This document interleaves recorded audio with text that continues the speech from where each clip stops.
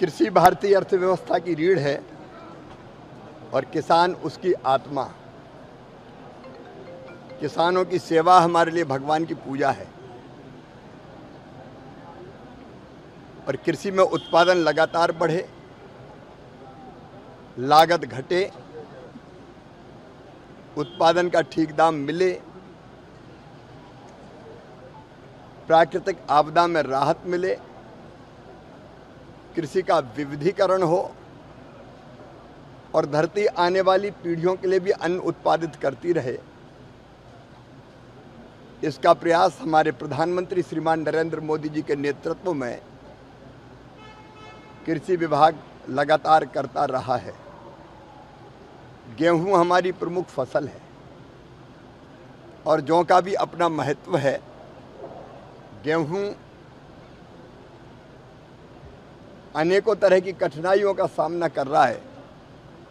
जलवायु परिवर्तन के कारण, बढ़ते हुए तापमान के कारण ये आशंका व्यक्त की गई है कि गेहूं का उत्पादन घट सकता है।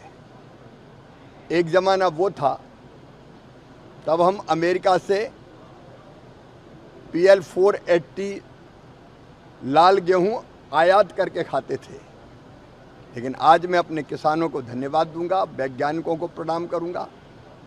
विशेषकर हमारे प्रधानमंत्री मोदी जी के नेतृत्व में पिछले 10 साल में लगभग 44% उत्पादन फसलों का बढ़ा है और गेहूं के उत्पादन में भी हमने नए रिकॉर्ड स्थापित किए हैं।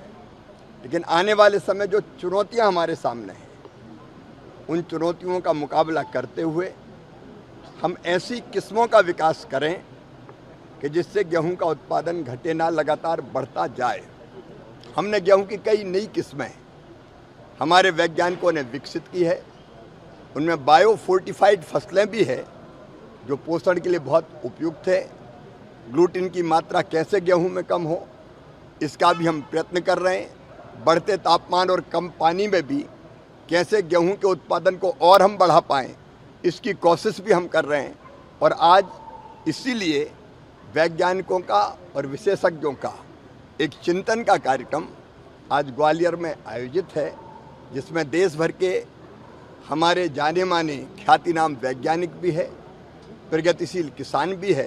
तो आज हम यहाँ गेहूं पर भी चर्चा करेंगे और गेहूं के साथ साथ हम जौ पर भी चर्चा करेंगे। जौ एक बहुत महत्वपूर्ण फसल है पोषण की दृष्टि से, जिसका अत्यंत महत्व है। मित्रों, हमारे रबी के पूरे प्लान को करने के लिए 2 फसलों का चक्र मुख्यतः है, खरीफ का और रबी का।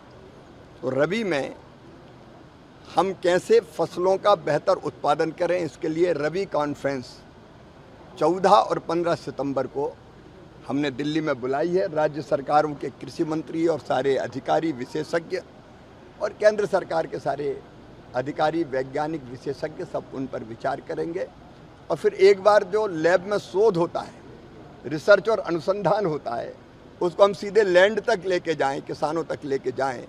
इसके लिए पहले विकसित कृषि संकल्प अभियान हमने खरीफ की फसल के लिए भी चलाया था। अब रबी की फसल के लिए भी 3 अक्टूबर से विकसित कृषि संकल्प अभियान प्रारंभ होगा, उसकी तैयारी भी हम कर रहे हैं।